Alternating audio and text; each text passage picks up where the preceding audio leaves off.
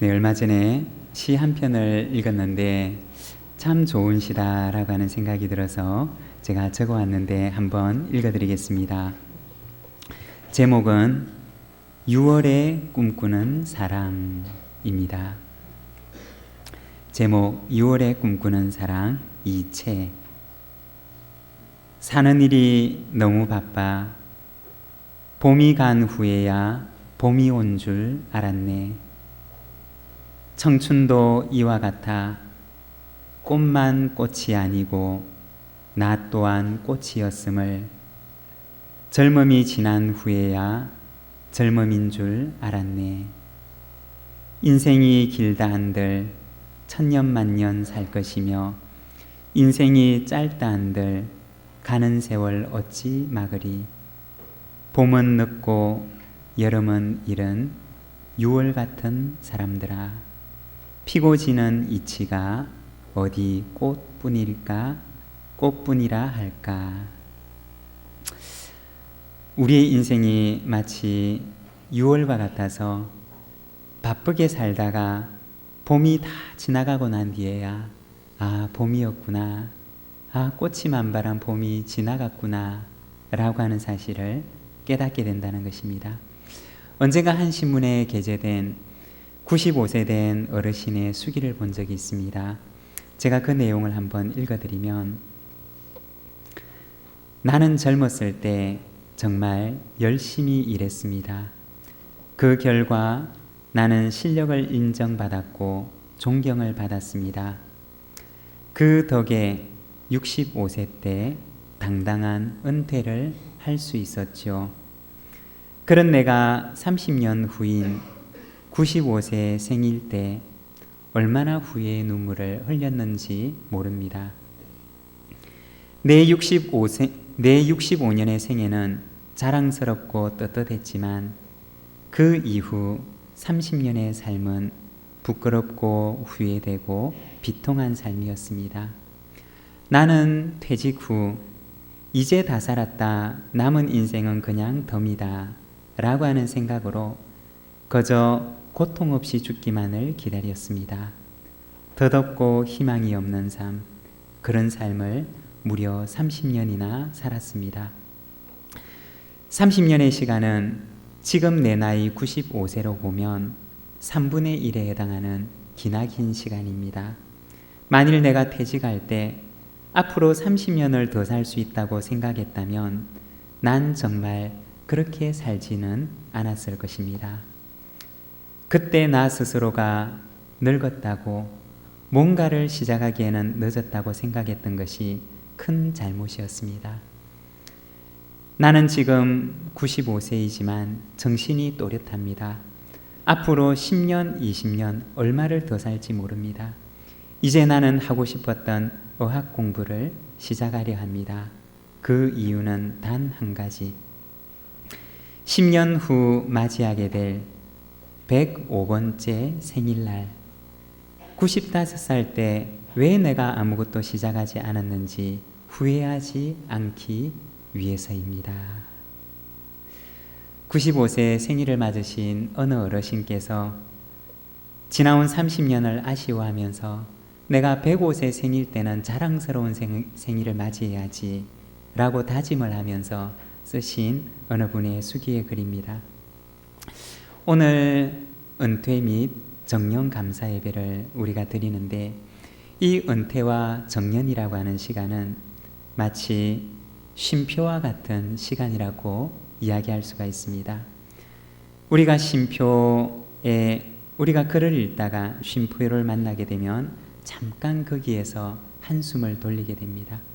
마치 그와 같이 이 은퇴와 정년의 시간은 그 시간에 와서 잠깐 한숨을 돌아보면서 지나온 시간을 돌아보고 하나님께 감사를 드리고, 그리고 또한 동시에 이어지는 새로운 출발에 대해서 어떻게 새롭게 달려가야 하는지 새롭게 마음을 다짐하는 시간, 바로 그 시간이 은퇴와 정년의 시간인 줄로 믿습니다. 오늘 은퇴와 정년을 맞이하시는 우리 장로님, 그리고 권사님, 그리고 우리 여러 집사님들, 은퇴와 정년의 시간은 마침표가 아니라 쉼표라는 사실을 우리 기억하시기를 바랍니다. 잠깐 쉬면서 이제 다시 힘차게 달릴 준비를 하는 시간이 바로 이 시간이라고 하는 것입니다. 주님과 함께 일평생 기쁘게 달려가는 우리 장로님과 권사님 그리고 우리 집사님들이 되시기를 바랍니다. 오늘 우리가 읽었던 이 말씀은 모세의 부르심에 관한 말씀입니다. 모세의 인생을 우리가 살펴보게 되면 모세의 일생은 크게 세 부분으로 나눕니다. 첫 번째 40년과 그리고 두 번째 40년 그리고 마지막 세 번째 40년으로 나뉘게 됩니다. 모세의 인생 가운데 첫 번째 40년은 우리가 굳이 표현을 한다면 something, someone, 뭔가 대단한 존재인 줄 알고 살아갔던 그러한 40년이었습니다. 그는 태어나서 바로의 왕궁에 들어가게 됩니다. 그리고 그 당시 최고의 학문이었던 애굽의 학문을 배우게 됩니다. 최상위층의 삶을 살아가면서 모세의 첫 번째 40년은 내 힘으로 무언가 할 수 있을 줄 알았던 그러한 40년이었습니다. 무언가 대단한 사람이 되어서 굉장히 중요한 사람임을 느끼면서 살았던 것이 바로 모세의 첫 번째 40년이었습니다. 그리고 모세가 맞이했던 두 번째 40년은 바로 nothing, 아무것도 아닌 그러한 존재로 살았던 40년이었습니다. 무언가 그의 인생 가운데 대단한 존재인 줄 알았고 자신이 굉장히 중요한 사람인 줄 알았고 그렇게 40년을 보내었지만 그러나 그가 맞이했던 첫 번째 40년의 마지막은 그의 철저한 실패와 좌절이었습니다. 그리고 그는 고백하기를 나는 아무것도 할 수 없는 사람입니다 라고 얘기를 하며 두 손을 들고 빈들로 광야로 도망쳐갔던 시간이었습니다. 그의 인생의 두 번째 40년은 고통의 시간이었고 좌절의 시간이었고 자신의 무능함을 철저하게 뼈저리게 깨닫는 그러한 40년이었습니다. 그리고 마지막 모세가 맞이했던 세 번째 40년, 그의 인생의 마지막을 맞이했던 그 3분의 1의 삶은 바로 에브리띵의 삶이었습니다. 자기는 할 수가 없지만 나는 할 수가 없지만 그러나 내게 능력 주시는 자 안에서 내가 모든 일을 할 수 있습니다 라고 고백하는 그 마지막 40년이었습니다.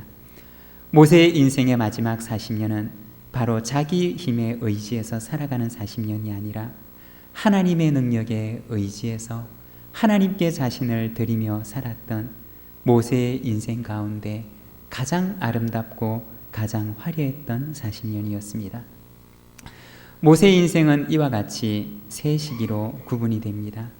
something으로 살았던 40년, 그리고 nothing으로 살았던 40년, 그리고 마지막 everything, 내게 능력 주시는 자 안에서 내가 모든 일을 할 수 있습니다 라고 고백하며 하나님께 모든 것을 의지하며 살았던 이 40년, 이렇게 모세의 시기는 세 시기로 구분이 됩니다. 그런데 하나님께서는 모세를 언제 부르셨느냐? 모세가 하나님께 부름을 받았던 그 시기는 언제였느냐? 바로 something, 굉장히 자신이 중요한 존재로 알고 살았던 그 첫 번째 40년이 아니라 바로 nothing, 모든 사람에게 잊혀지고 철저한 실패와 좌절을 경험하고 내 힘으로 할 수 있는 것이 아무것도 없다는 사실을 뼈저리게 깨달았던 그 두 번째 40년의 마지막에 하나님께서는 모세를 부르셨던 것입니다. 우리 생각으로는, 우리의 인간적인 생각으로는 하나님께서 모세를 부르시려면 힘도 있고 능력도 있고 지혜도 있고 그리고 웬만한 자신감도 있는 그런 30대와 40대 모세를 부르실 것 같지만 그러나 하나님께서 정작 그를 부르셨던 시간은 그 시간이 아니었던 것입니다. 내 힘이 모두 사라진 시간, 내 능력이 모두 사라진 시간, 내 마음속에 있던 자신감도 모두 없어진 그 시간, 그의 나이 80세, 하나님, 저는 이제는 아무것도 할 수가 없습니다 라고 고백하는 그 순간에 하나님께서는 이 모세를 부르십니다. 여러분, 우리가 성경을 보게 되면 많은 믿음의 사람들이 바로 이 시기에 부름을 받았다는 것입니다. 젊고 혈기가 왕성할 때보다는 하나님, 나는 아무것도 할 수가 없습니다 라고 고백하는 그 시간에 하나님께서 그들을 부르셔서 사용하시는 것을 우리는 보게 됩니다. 여러분, 아브라함이 하나님께 부름을 받았을 때 그때 나이를 기억하십니까? 아브라함이 하나님의 부름을 받았을 그 나이는 바로 그의 나이 75세였습니다. 그리고 그가 약속의 자손을 이어갈 이삭을 낳을 때 그의 나이는 100세였습니다.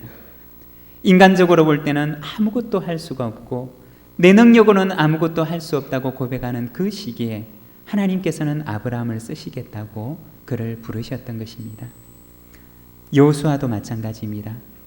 여호수아도 광야에서 모세와 함께 40년을 보내고 모세의 뒤를 이어서 이스라엘 백성들을 이끌고 가나안 땅으로 들어가게 되는데, 여호수아가 이스라엘의 수장이 되어서 가나안의 그 수많은 정복 전쟁을 이끌어갈 때 그가 모세의 수장으로 부름을 받았던 그 나이는 그의 나이 90대였다는 것입니다.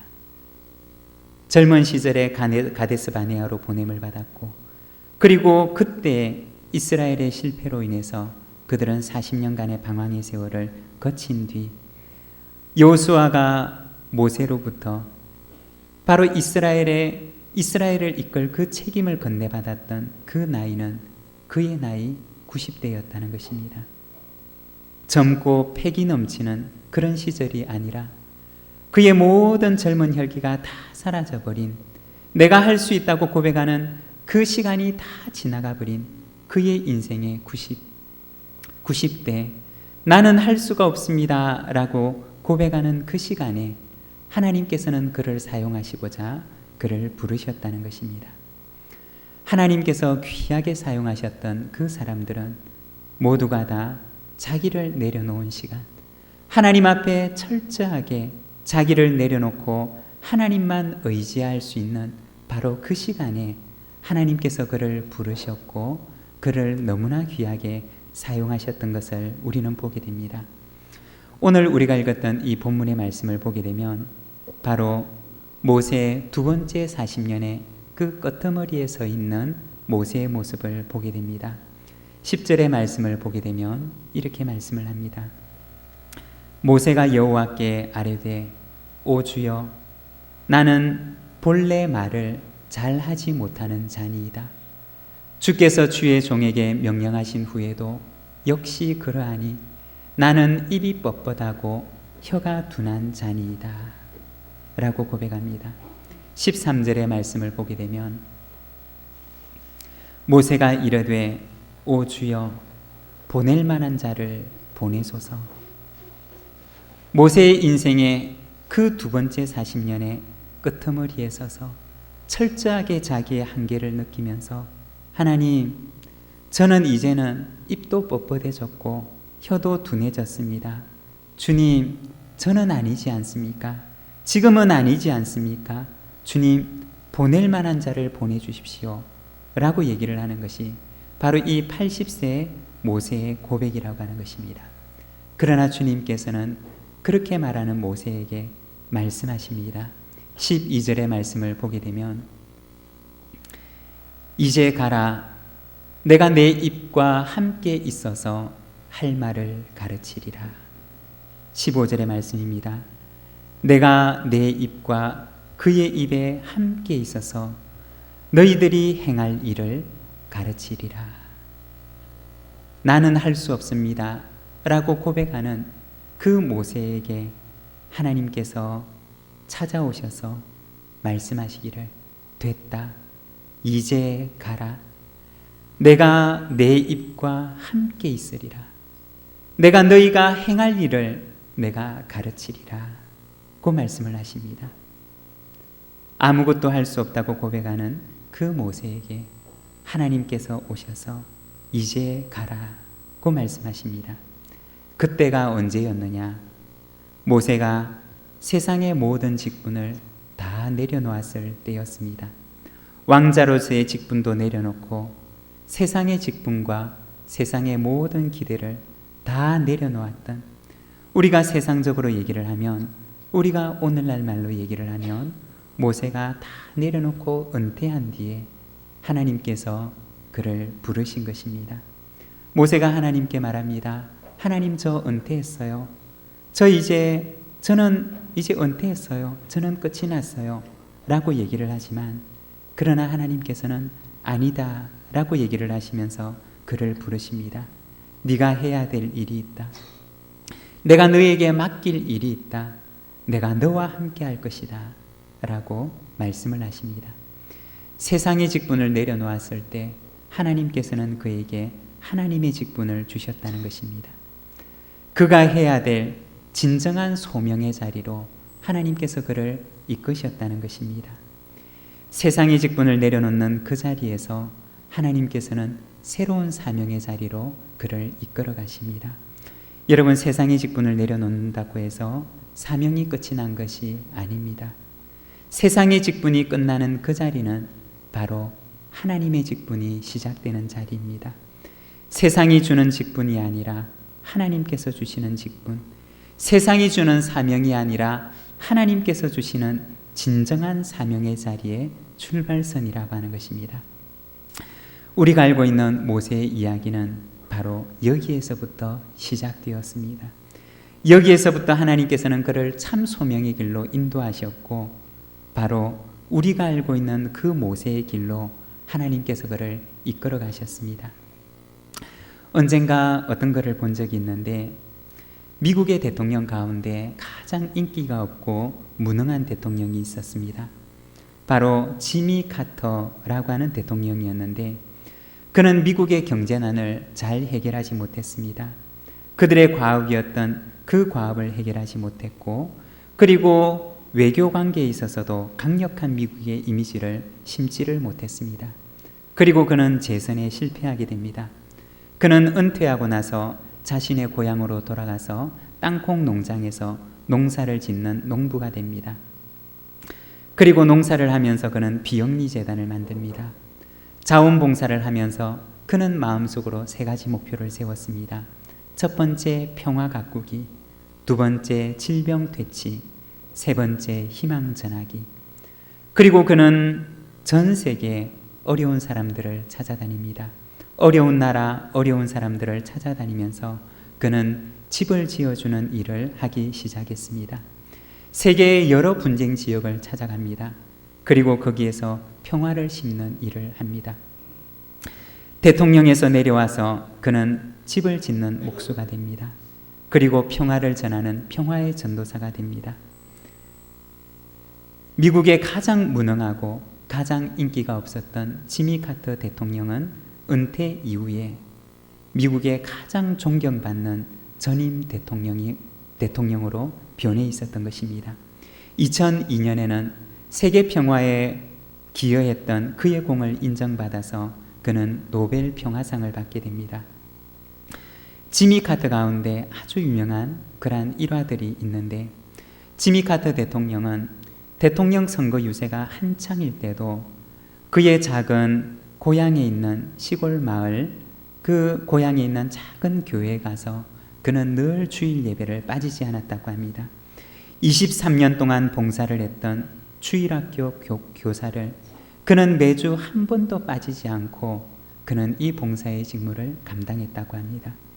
그가 살아갔던 그의 삶은 바로 세상 앞에서의 삶이 아니라 하나님 앞에서 하나님께서 그에게 주신 소명에 응답하는 삶이었던 것입니다. 세상의 직분이 끝나는 그 자리에서 하나님께서는 새로운 직분을 모세에게 주시는데, 오늘 우리가 읽었던 본문 말씀 20절의 말씀을 보게 되면 이렇게 말씀을 합니다. 우리가 20절의 말씀을 같이 한번 봉독하도록 하겠습니다. 함께 읽겠습니다. 모세가 그의 아내와 아들들을 나귀에 태우고 애굽으로 돌아가는데 모세가 하나님의 지팡이를 손에 잡았더라. 아멘. 세상의 지팡이를 손에 놓고 하나님의 지팡이를 그는 손에 들고 진정한 소명의 길을 떠나게 됩니다.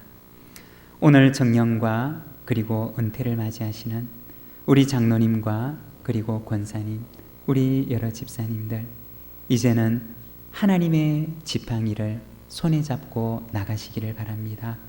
하나님의 지팡이를 손에 잡고 진정한 소명의 자리, 더 깊은 사명의 자리로 나아가시기를 바랍니다. 이 자리가 바로 진정한 출발의 자리인 줄로 믿습니다. 우리말 가운데 끄트머리라고 하는 말이 있습니다. 이 끄트머리라고 하는 말은 두 말이 합쳐진 말인데 바로 끝이라고 하는 말과 머리라고 하는 말이 합쳐진 말입니다.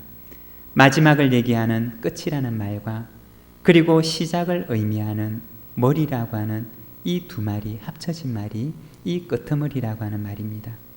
여러분, 끝은 무엇이냐?